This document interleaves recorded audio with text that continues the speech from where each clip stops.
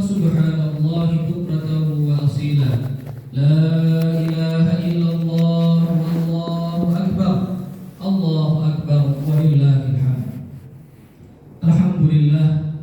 الحمد لله رب العالمين والعاقبة للمتقين ولا عدوان إلا على الظالمين أشهد أن لا إله إلا الله وحده لا شريك له عز كل ذليل وقوة كل ضعيف وملجأ كل ملهوف وغنى كل فقر من تكلم سيدنا محمدا عبده ورسوله وصفيه وخليله خير نبي أرسله إلى العالم كله بشيرا ونذيرا اللهم صل وسلم وزد وبارك على سيدنا محمد وعلى آله وصحبه ومن اتبع هداه بإحسان إلى يوم الدين أما بعد فيا عباد الله أوصيكم ونفسي بتقوى الله وطاعته فقد فاز المتقون وقال الله تعالى في كتابه الكريم يا أيها الذين آمنوا اتقوا الله حق تقاته ولا تموتن إلا وأنتم مسلمون.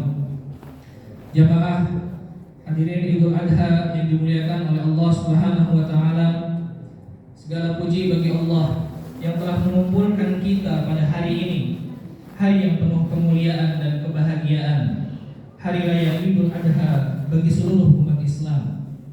Marilah kita bersyukur kepada Allah Subhanahu wa taala atas setiap nikmat yang telah diberikan, khususnya nikmat iman dan nikmat Islam, sehingga kita dapat berkumpul di masjid ini dalam rangka melaksanakan ibadah sholat Idul Adha 1445 Hijriah. Saudara-saudara kita di Palestina hari ini masih terus merasakan kesengsaraan, kepedihan, kengerian yang tak kunjung berakhir. Mari kita doakan semoga mereka diangkat derajatnya oleh Allah Subhanahu wa taala, dimasukkan dalam barisan para syuhada hingga ke surganya Allah Subhanahu wa taala. Allahu akbar, Allahu akbar, Allahu akbar, walillahil hamd. Idul Adha dikenal dengan hari raya haji, di mana tepat hari ini saudara-saudara kita di tanah haram tengah melaksanakan rentetan ibadah haji, dari wukuf, mabit di Musdalifah, melempar jumrah dan lain sebagainya. Boleh jadi tidak semua dari kita diberikan kesempatan untuk melaksanakan ibadah haji. Seorang ulama bernama Ibnu Rajab Al-Hambali memberi motivasi kepada kita yang belum bisa berangkat haji. Kata beliau, "Man lam yastati'ul wukuf bi Arafah." Barang siapa yang belum bisa berwukuf di Arafah, falyaqif inda hududillahi alladhi Arafah. Maka berwukuflah, berhentilah pada ketetapan-ketetapan Allah yang ia ketahui. Wa man lam yaqdiril wusul lil baiti li'annahu ba'id. Barang siapa yang belum bisa pergi ke tanah haram karena ia jauh, falyaqsid rabbahu fa innahu aqrabu ilaihi min hablil warid. Maka tunjukkanlah dirinya kepada Allah Subhanahu wa taala, karena sungguh Allah lebih dekat daripada urat nadi. Perlu diingat bahwa ibadah haji mengajarkan kita akan nilai persamaan di hadapan Allah Subhanahu wa taala. Tidak ada lagi perbedaan suku, bangsa, negara atau warna kulit. Semua disatukan dan diikat oleh kalimat tauhid. Sebab yang mulia di mata Allah bukan mereka yang berpangkat dan berduit, namun yang mulia di sisinya adalah mereka yang paling bertakwa, baik dalam keadaan sulit maupun keadaan susah. Allah bersabda, "Ya ayyuhan nas, inna khalaqnakum min dzakari wa untha wa ja'alnakum syu'uban wa qabaila lita'arafu, inna akramakum indallahi atqakum."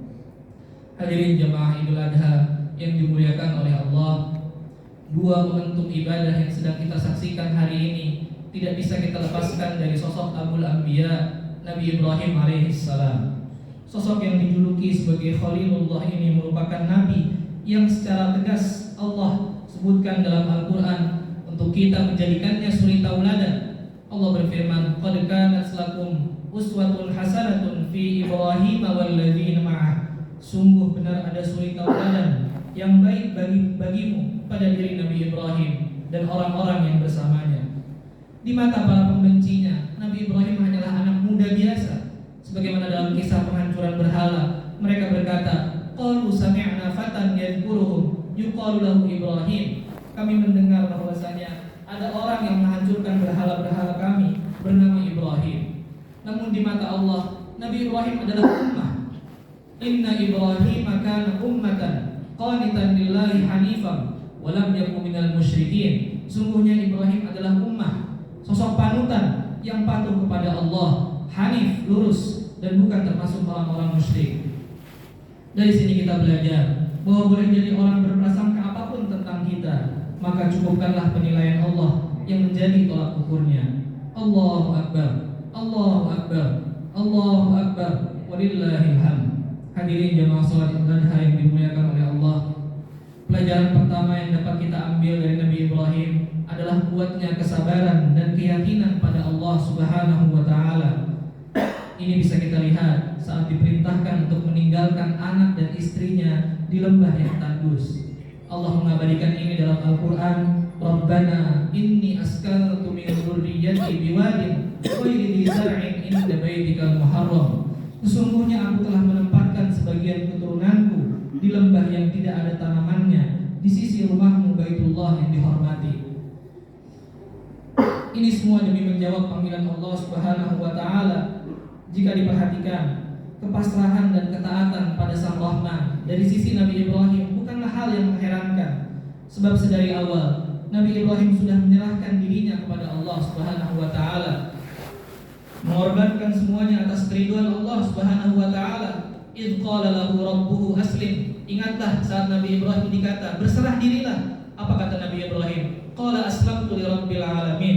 Sungguh aku telah berserah diri kepada Tuhan semesta alam. Allahu Akbar, Allahu Akbar, Allahu Akbar, walillahil hamd.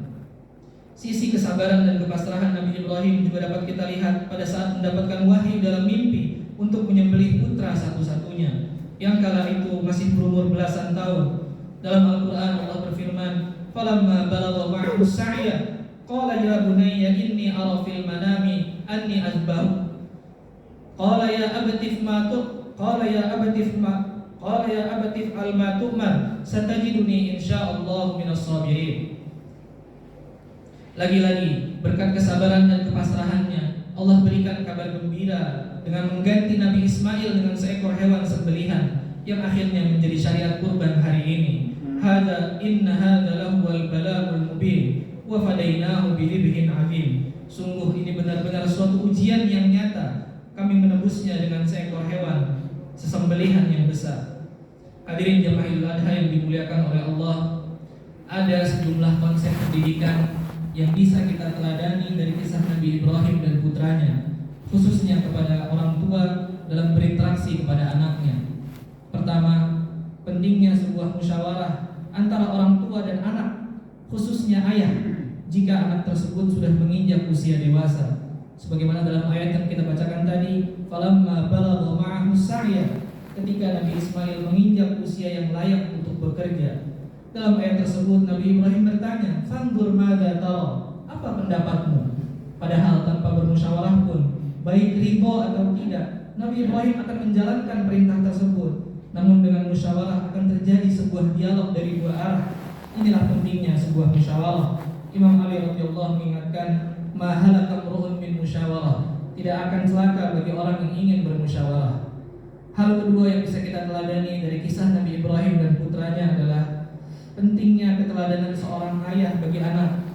Nabi Ibrahim mewariskan sikap kepasrahan atas apa yang diperintahkan oleh Allah, sebagaimana dalam ayat yang telah kita bacakan, qala inni aslamtu lirabbil alamin. Walhasil, Nabi Ismail pun demikian, memasrahkan dirinya kepada Allah, memasrahkan apa yang telah diperintahkan oleh Allah. Dalam ayat tersebut dikatakan, falamma aslama wa tallahu lil jabin, hingga keluarlah dari mulut Nabi Ismail sebuah perkataan, qala ya abati fa'al ma tu'mar satajiduni insyaallah minas sabirin. Wahai ayahku, kerjakanlah apa yang diperintahkan, insyaallah kamu akan mendapatiku termasuk orang-orang yang sabar. Hal ketiga yang bisa kita pelajari dari kisah Nabi Ibrahim dan putranya, bahwa terkadang atau seringkali kita diminta untuk mengorbankan hal-hal yang kita cintai karena Allah Subhanahu wa taala. Sebab Allah ingin mengetahui apakah perkara dunia atau Allah dan Rasulnya yang ia lebih cintai. Ini termaktub dalam Al-Quran dalam surat At-Taubah yang artinya, katakanlah Nabi Muhammad, jika bapak-bapakmu, anak-anakmu, saudara-saudaramu, pasangan-pasanganmu, keluargamu, harta kekayaan yang kamu usahakan dan perniagaan yang kamu khawatirkan kerugiannya, serta tempat tinggal yang kamu sukai dan kamu cintai, lebih kamu cintai dari Allah dan Rasulnya dan daripada berjihad di jalannya, tunggulah sampai Allah mendatangkan keputusannya. Coba perhatikan ayat tersebut. Allah tidak menghukum seseorang atas kecintaannya terhadap semua yang disebutkan, rumah, perniagaan, anak, pasangan, dan lain sebagainya. Mengapa? Sebab rasa cinta tersebut merupakan hal yang sifatnya fitrah atau tertanam dalam diri manusia, yang manusia tidak bisa menolaknya saat ia datang. Lantas kapan hukuman Allah akan datang? Hukuman dan ancaman Allah datang ketika mengedepankan atau melebihkan cinta akan semua itu dari Allah dan Rasulnya. Karenanya seorang hamba haruslah mengutamakan kecintaan Allah dan Rasulnya dari itu semua, yang dengan menaati setiap perintahnya. Inilah yang dilakukan oleh Nabi Ibrahim alaihissalam. Hal keempat yang bisa kita ambil dari pelajaran Nabi Ibrahim beserta putranya adalah bukan harta, karir, atau jabatan, melainkan agamalah yang menjadi wasiat terbaik kepada anak dan keturunan kita. Selain kepasrahan pada Allah, Nabi Ibrahim turut mewariskan tauhid kepada anak dan keturunannya untuk berpegang pada agama dan jangan sampai meninggal kecuali dalam keadaan Islam. Dalam ayat Al-Quran dikatakan, wa wassa biha Ibrahim banihi wa Ya'qub ya bunayya innallaha astafa lakumuddin fala tamutunna illa wa antum muslimun. Ibrahim mewasiatkan kepada anak-anaknya, demikian pula Nabi Ya'qub, wahai anak-anakku, sesungguhnya Allah telah memilih agama ini untukmu. Janganlah kamu mati kecuali kamu dalam keadaan muslim. Bisa kita lihat, Nabi Ibrahim tidak berpesan, apa yang kalian akan makan nanti setelah aku tiada, mau kerja apa kalian nanti ketika aku tidak ada. Bukan itu pesan Nabi Ibrahim. Tapi pesan Nabi Ibrahim adalah, apa yang kalian sembah, ma ta'buduna min ba'di, apa yang akan kalian sembah ketika nanti aku sudah tidak ada. Maka kita semua sebagai orang tua sudah selayaknya mengikuti wasiat Nabi Ibrahim. Jangan terlalu fokus pada urusan dunia semata. Allahu Akbar, Allahu Akbar, Allahu Akbar, walillahil hamd. Hadirin jamaah Idul Adha yang dimuliakan oleh Allah, selain kesabaran, sisi Nabi Ibrahim yang dapat dijadikan teladan adalah ketajaman nalarnya. Tak sedikit Al-Quran mengisahkan bagaimana Nabi Ibrahim berdialektika, berdialog, berdiskusi. Ini menunjukkan bahwasanya media dalam menyampaikan pesan agama bukan hanya dari hati ke hati, tapi dari akal ke akal. Perantara boleh beda, namun tujuan tetap sama. Sebagai contoh, ketika berhadapan dengan Namrud, Nabi Ibrahim berhasil membungkamnya dengan sejumlah argumentasi. Saat Nabi Ibrahim berkata, Tuhanku yang mematikan dan menghidupkan. Qala Ibrahim, Rabbiyalladzi yuhyi wa yumiit. Tuhanku lah yang menghidupkan dan mematikan. Namun Namrud dengan pedenya menjawab, Qala ana uhyi wa umiit. Saya pun demikian, bisa menghidupkan dan mematikan. Ibrahim pun menyadari bahwa lawannya tidak memahami apa yang dimaksudkan. Ia pun menyusun argumen yang sifatnya empiris, yang apabila diingkari maka akan terlihat kebohongan dan lemahnya Namrud. Ini diabadikan dalam Al-Quran. Ibrahim berkata, fa innallaha ya'ti bisyamsi minal masyriq fa'ti biha minal maghrib. Sungguh Tuhanku mendatangkan matahari dari timur, maka coba datangkan matahari itu terbit dari barat.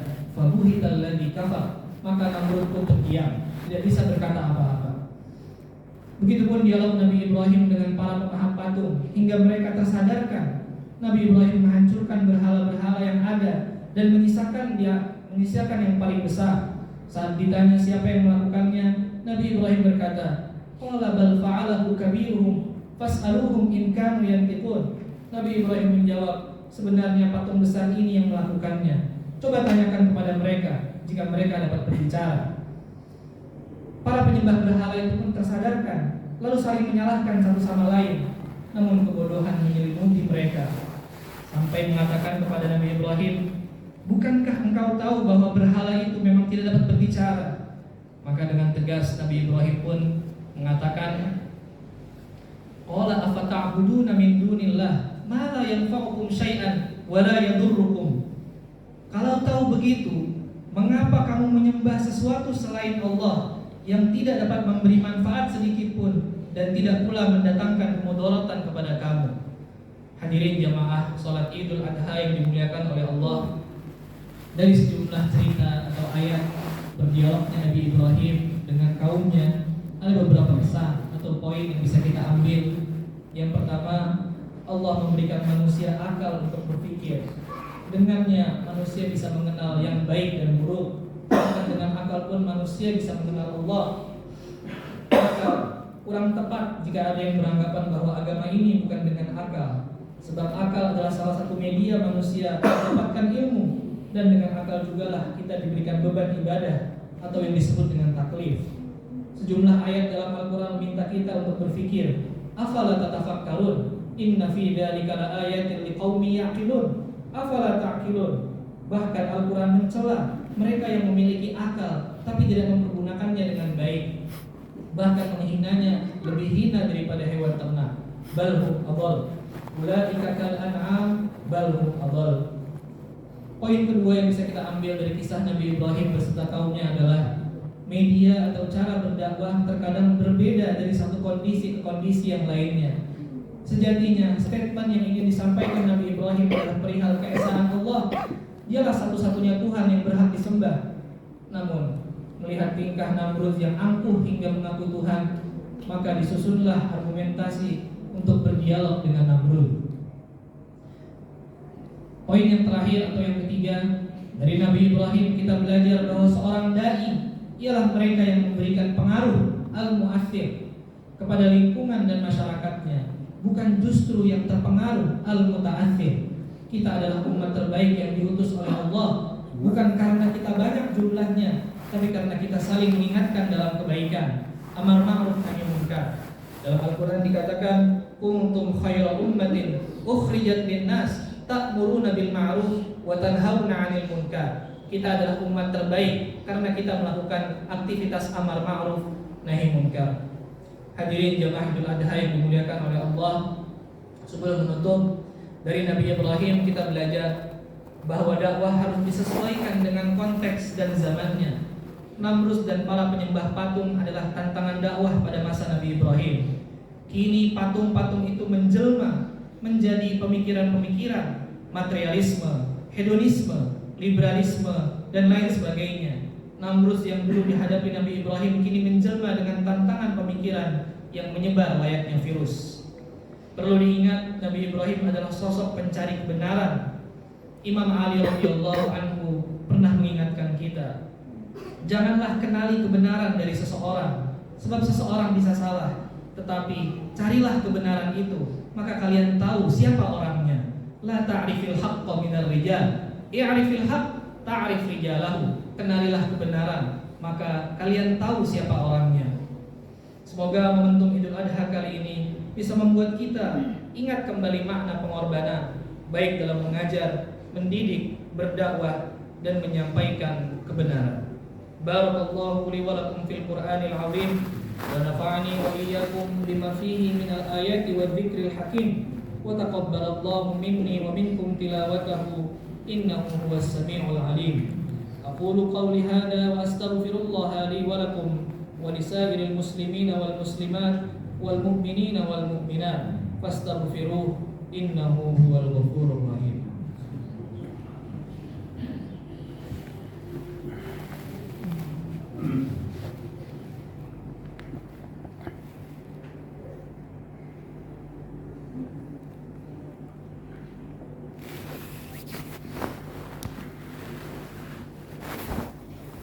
Allahu akbar, Allahu akbar, Allahu akbar, Allahu akbar, Allahu akbar. Alhamdulillahi rabbil alamin, wa afdhalus salati wa atammu taslimi ala sayyidina Muhammadin wa ala alihi wa sahbihi ajma'in.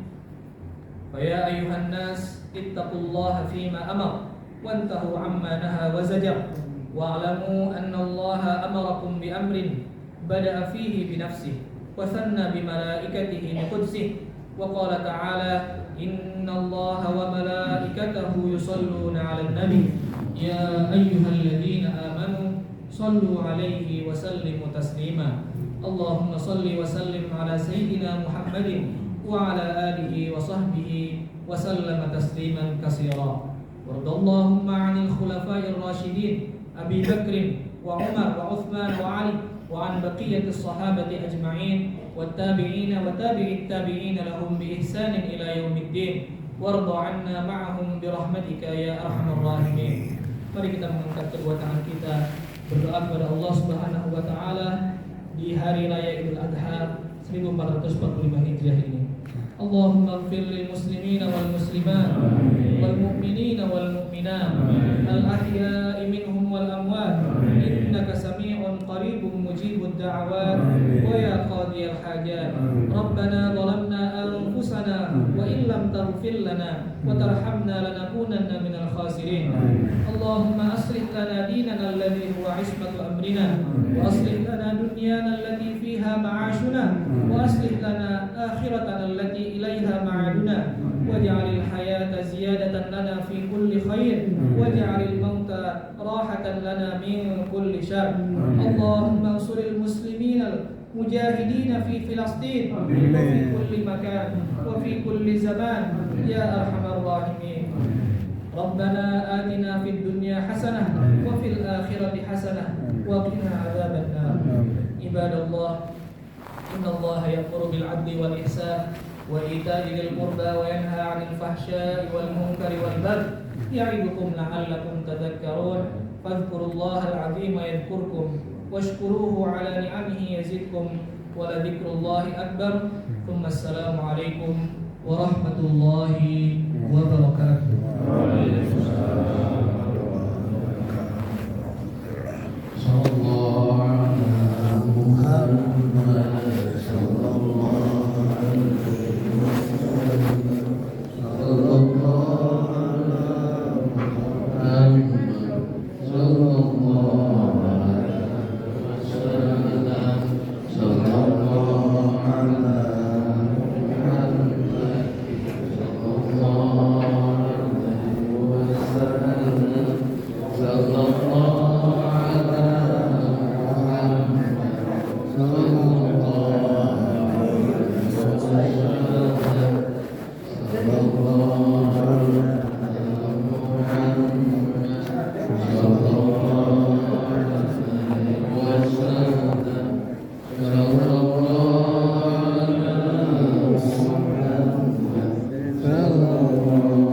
Pas bola ya Allahu Akbar.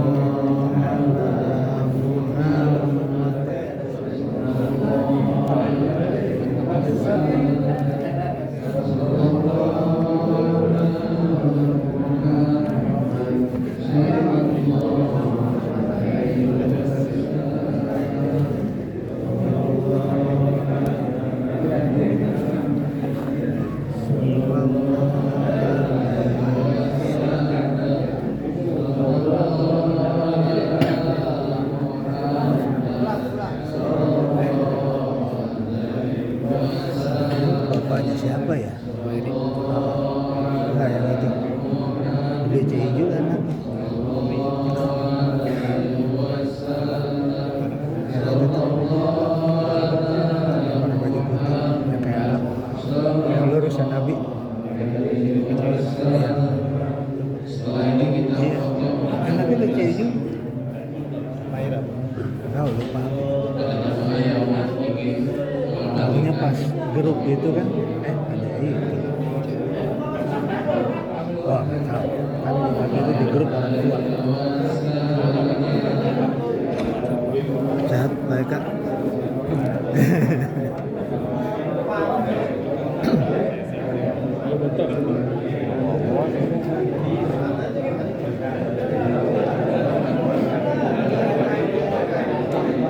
Foto.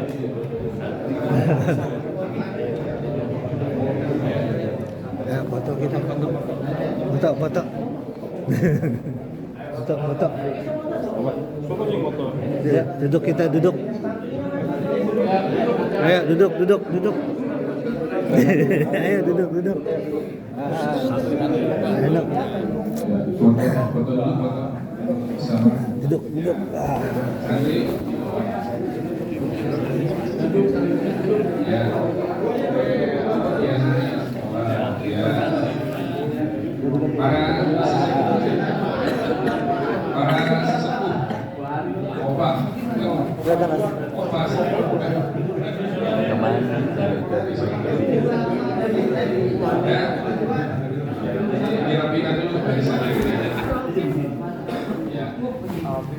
Oh, susah. Ini deh.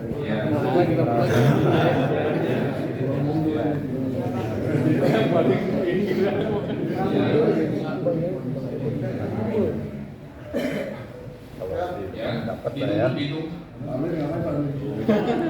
Nggak kelihatan belakangnya.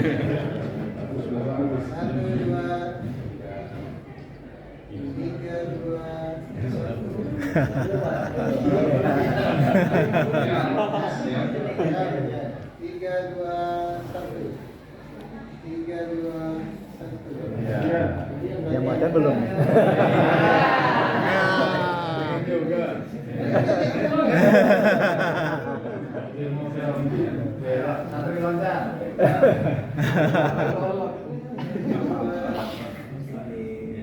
Ya.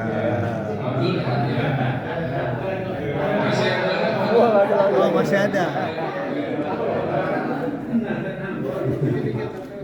Video. Ya, senyumnya. Iya. Oke, Mas. 1, 2, 3. Ya.